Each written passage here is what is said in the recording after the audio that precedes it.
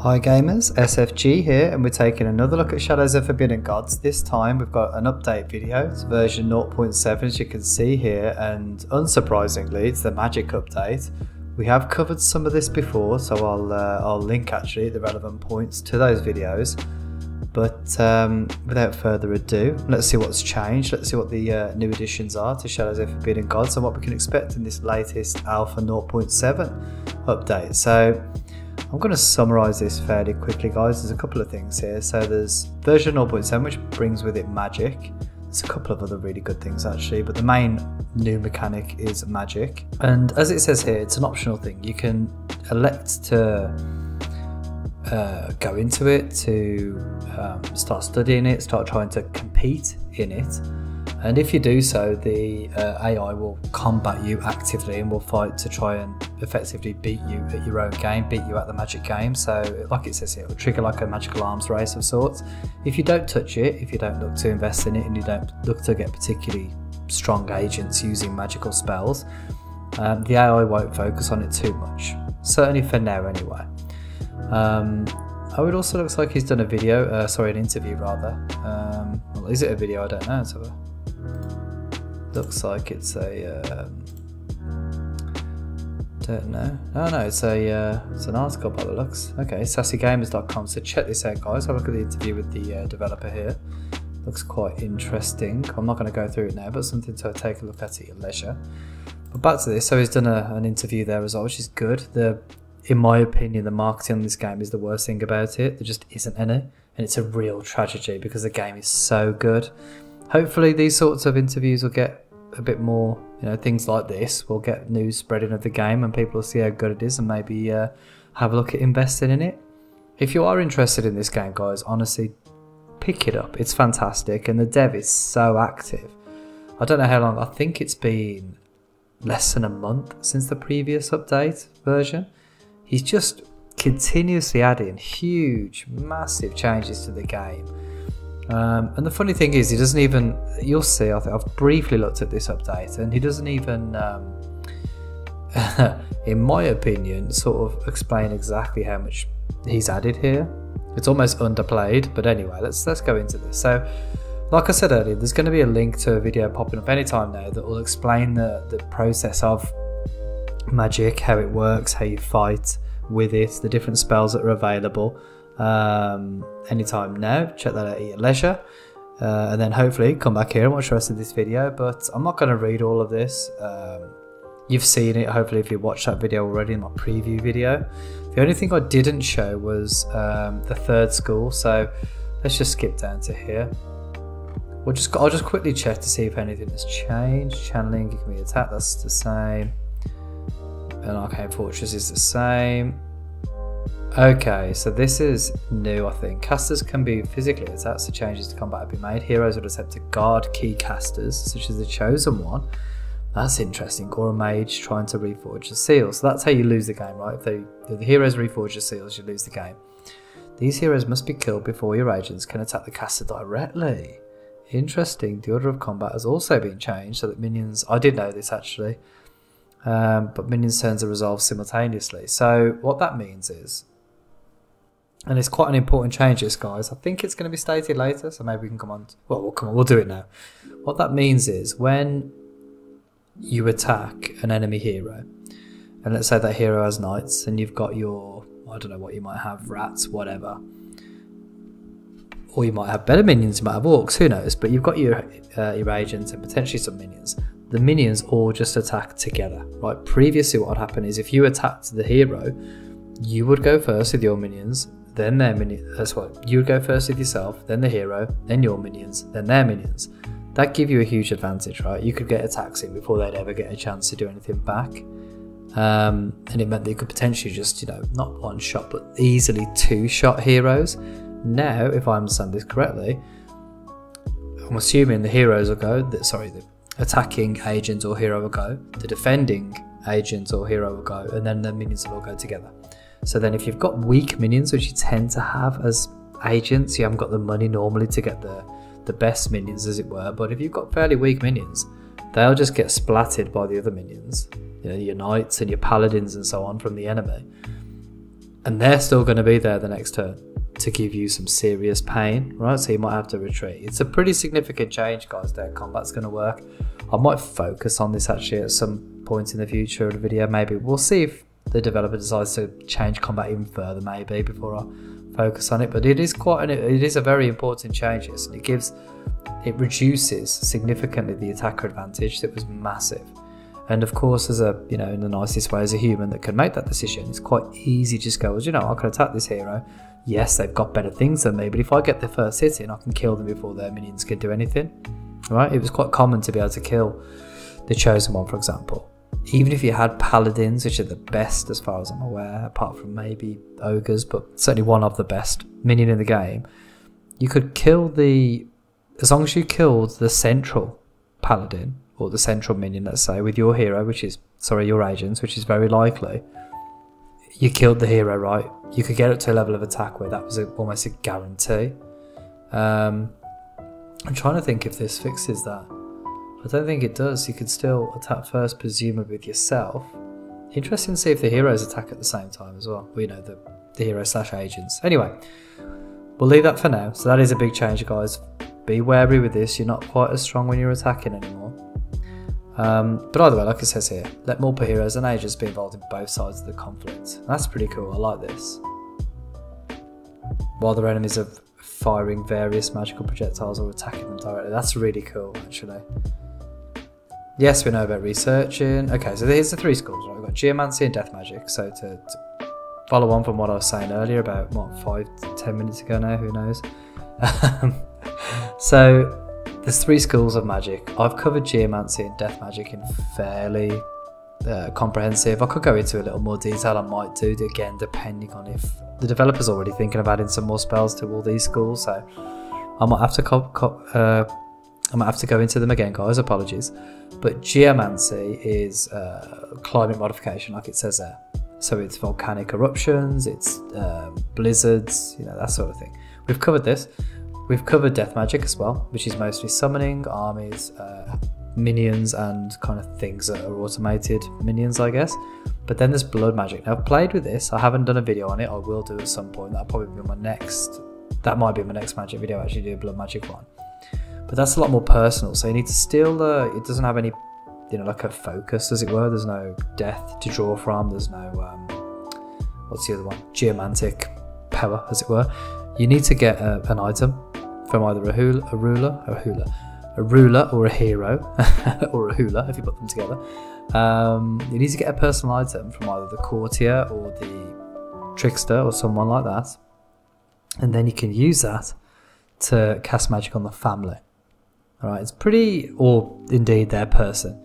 And it, well, I don't know if it, when I tested it didn't, I'm sure it's been fixed by now, but it should make the person you cast it on hate that agent, and if they hate them, as I'm sure you're aware, they will target them and they will try to likely kill them. So as you can see here, create personal grudges where the individual heroes stop at nothing to kill the caster for what they've done for them. However, in my testing, you could turn the hero into a effectively, let's just call it what it is, a pseudo vampire. And yeah, it didn't go too well for them, I must be honest. They were quite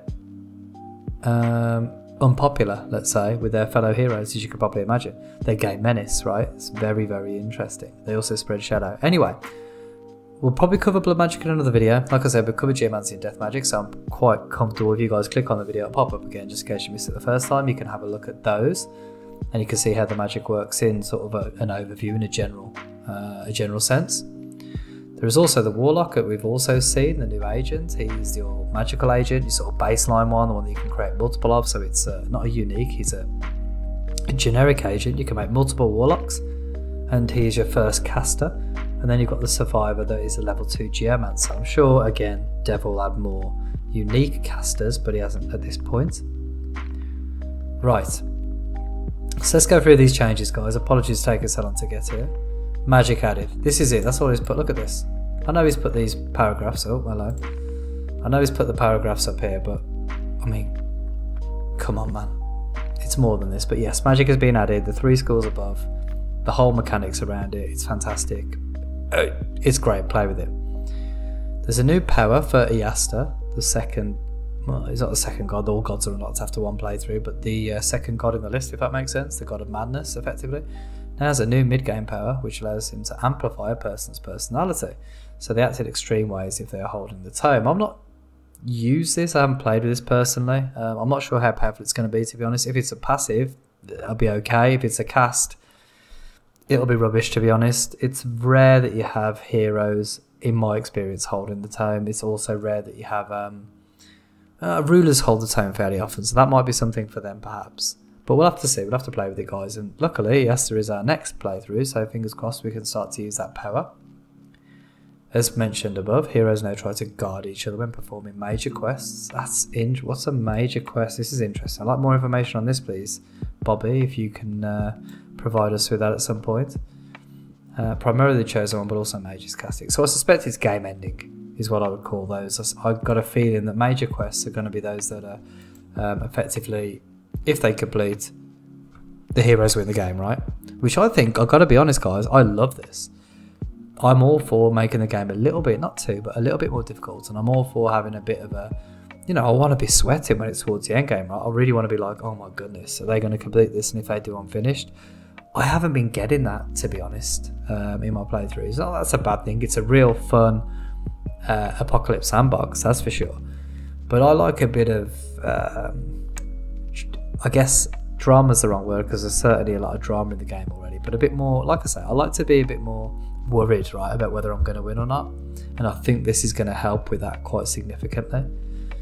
At the minute, once you get the grips of the major gameplay mechanics, I think it's fairly easy to kind of just eke out those wins. What I will do actually as well in the future videos, I'll be doing a sort of tips and tricks and basics guide, really, the overview of the game, how it works, what to be aware of if you're a new player. I've seen a few new players pop in, and I think there might be a couple of people that are struggling with some sort of key core mechanics, if you like. So maybe if I do some tutorial videos, it might help them out. Anyway, let's move on. Improve tax nobles, increasing gold taken, increasing motivation, reducing agitation. So that's a buff for the heroes, another one. Well, the rulers as such, but still, it's a good... That will help, because the gold here can be used to fund armies, can be used to fund heroes as well. So very useful. Or, you know, agents, if you steal it, of course. Heroes no longer reduce unrest in the Dark Empire. Right. Oh, okay. That's another buff for them. That's quite big. Right, okay, this is important, guys. So what heroes used to do prior to this is that you could have created, you know, a quote-unquote dark empire, right? Your evil empire that's going to conquer the world, or certainly destroy enough of the world so you can arise. And what heroes would do if they saw that the people there were unhappy is go and help them, which meant they weren't actively stopping you killing everything else, if that makes sense. So this is actually quite a big buff. These are quite significant buffs for the heroes. I'm really interested to see how this is going to play out. I'm glad I've waited, to be honest, for this patch. I'm going to start my Asta playthrough soon, very soon, but I'm glad I waited for this patch before doing so, because these look great. Agent combat, we've discussed this, now resolves minion rows simultaneously. So let's have a look at this while agents and heroes at first. So I assume they still act in the order of which attacker, then defender. The minions act at the same time, so could possibly both kill one another. Intended to reduce attacker advantage due to its extreme effect on combat. Yep, agreed. I mean, what I would like to see here is perhaps some specific minions that can attack quicker. You know, they get the first hit. Maybe even minions that can't be attacked by other ones. So like flight, right, is a classic example. Something like from Magic. Take the kind of bits from that are good and weave them in if they suit, maybe. But yeah, that's a future thing. Deep ones now grow slow by default, but can be invented or empowered to increase their maturation speed. Menace gain from uninfiltrated neighbouring locations increased slightly. Right, I think I've not played with this as such, but I have seen this. So this is, yeah. What was happening is that deep ones were effectively winning the game almost by themselves sometimes. There was a few bugs where you got multiple in the same location, or even multiple in the same location more than once. That's been fixed, but also they kind of just, even if you just left them to crack on, they could be incredibly powerful with very little work from you as a player. So I think what he's tried to do here is nerf them, but give you the ability as the player to influence their, what's the words I'm looking for, their capabilities to help you win, right? So if you want to use them and you want them to be good, and you want them to be a major point in your victory, you can fund them, you can empower them. I think this is with God Power, I remember reading. I haven't tested it, so I don't know, but I think it's with God Power. But either way, one way or another, you can make them more powerful. Invest into them, right? And see the returns on their investment. Or you can leave them alone and focus on other things, I guess. Right, guys, you ready for another? So that's the gameplay, right? Changes gameplay. Let's look at the other. Then there's a massive one here that he just doesn't. Unreal how short this one is. Music's been expanded with new royalty-free music from Pixabay. There is an absolute. I've played the game since this has been in the beta, and now this patch. There is so much more music, and it is so much better. For me personally, I won't need to put my own music in anymore. I could just use the game music, which is obviously happy days for me as making YouTube videos, but it is actually worth listening to, whereas before it got very repetitive very quickly, as good as it was, and it had a very Dwarf Fortress style acoustic style going on, if you like. It had that sort of vibe with me. It's not something you can listen to for hours on end, in my opinion. The new music is so good, guys. It's night and day, right? I don't know. I don't think I couldn't emphasize this enough. This should have been bolded. It should have been made big. I can't believe the developer put this as a single line as if it was a throwaway thing. It's actually a massive, massive addition. And also he's added other stuff that he hasn't mentioned here. So I've noticed the sliders for music are now percentile points. They were previously in 10, so 10%, 0%, 10%, 20%, so on. Now it can be 15, 30, whatever. You could do it a lot more specifically. And it impacts on the starting music, if you like, the music when you start in a new game. Anyway, have a play, listen to the music now, turn it back on. It's really good. It's really, really good in my opinion. Another massive I don't know if this is more of a gameplay thing, but anyway, it's here. Single click to select units and locations implemented. Again, another massive one, guys. If you remember, it took me a little bit of time to get used to, but if previously you would click on a location and you would cycle through the available agents and things that were there. Now, if you want to click on an agent, you click on an agent. If you want to click on the location, you click on the location. Sounds fairly basic, right? I'm saying this as if, well, oh yeah, SFG, that's in any game, mate. Yes, it is, you're not wrong, but it wasn't in this one. And now it is, and it makes things a lot quicker. Again, took me a little while to get used to, but now it's like, oh, this is so much better. Minion stats now present in their recruitment description. It should have been there since day one, really, but okay, it's good to have it now. It should be, as it is, as it should be. Like I say, you don't know what's an orc, right? What am I buying? What was my 30 gold get me? Well, now it tells you, which is nice. Gold now visible on the left-hand side. I think that's a permanent thing on the agents and the hero rulers and the heroes, of course, as well. So just a little quality of life thing means you can easily see at a glance what the gold is, which is good. Again, I think this is a lot more important now, is gold, with the changes to magic, how you get new arcane secrets, and also from the the event pack that one of the mods that I showed, a lot of them I've noticed need a bit more gold, so gold becomes a lot more valuable, I think.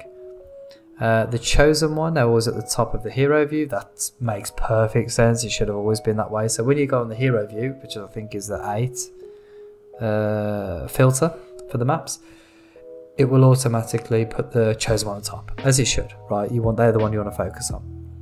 Add in an alert as to which characters are on the laughing tome, if any are. Again, it's a quality of life thing, it needs to be in. That's great that it is. Starting music no affected by music volume. Yes, I discussed it. Many typos and poor wording issues fixed. Fairly sure. Is that a typo in and of itself? Quite ironic, perhaps. I think it is. But anyway, bless him. He's getting some of the spelling fixed, which is nice. And some of the grammatical mistakes perhaps fixed. Not the end of the world for me, but it's a nice change. Bugfix, Ophanim can no longer take over the Alliance. Well, thank God for that, let's be honest. Well, I don't think Ophanim's saying that, but it makes a lot of sense to me. You don't want a dark god taking over the only thing that can destroy him, her, it. Fix bug where Ophanim's devastation removal ability failed to work. Got curious, I never saw it. Prevent commanders from leading both sides of a battle. Oh, gutted. You can't have a commander leading the defender and the attacking army. What? And prevent commanders from leading armies twice at the same time in edge cases. Okay, well, that's nice bug fixes there. So, As you can see, guys, although the list of things looks fairly short, it's actually massive. Particularly the music, the clicking, the UI stuff, magic, obviously. But even these changes to the gameplay are quite big in terms of, I think, the experience and how it's going to be. I think it's going to be a lot, you know, the combat has completely changed. Might need further tweaking, but it's a really positive start. And then these changes to the heroes and to the different things that rulers could do and so on seem quite minor, right? But they're actually pretty big. That this one, this is actually massive. I've had many a hero wasting their life just reducing unrest in my empire, right? Helping me and doing nothing to help the world, as it were. So another cracking update from Bobby here. Really pleased with this. I've enjoyed playing this game in the sort of brief time I've had with it. I will, like I said, be starting my ESTA playthrough on this patch now. I won't be playing the beta unless there's something crazy that goes in, but I think I'll be sticking with this for a little while, doing my ESTA playthrough. So you've got that to look forward to, guys. Apologies it's taken so long. Anyway, we'll end the video there. Like I said, in the future, expect to see a video on blood magic. Maybe I'll do a video on the new combats, and I'll probably I was going to say do a video on music, but it's probably not necessary because there is well, you'll hear it anyway, won't you, my playthrough, so there's no need to do that. Right, so this video is way too long already. Apologies, guys. I wanted to keep it short on this, but there we are. Thank you very much for watching, as always. If you like what you see, hit the like button. If you'd like to see more, hit the subscribe button. If you want to make sure you're updated, I sometimes forget to put when I'm posting videos on my various, you know, on Twitter and things. So genuinely do subscribe, guys. And it's also, you know, it helps. It's nice for me, right? It makes me feel like somebody's actually interested in this stuff that I'm saying. But anyway, I will now close the video. Like I said, thank you for watching. Hopefully I'll see you again soon.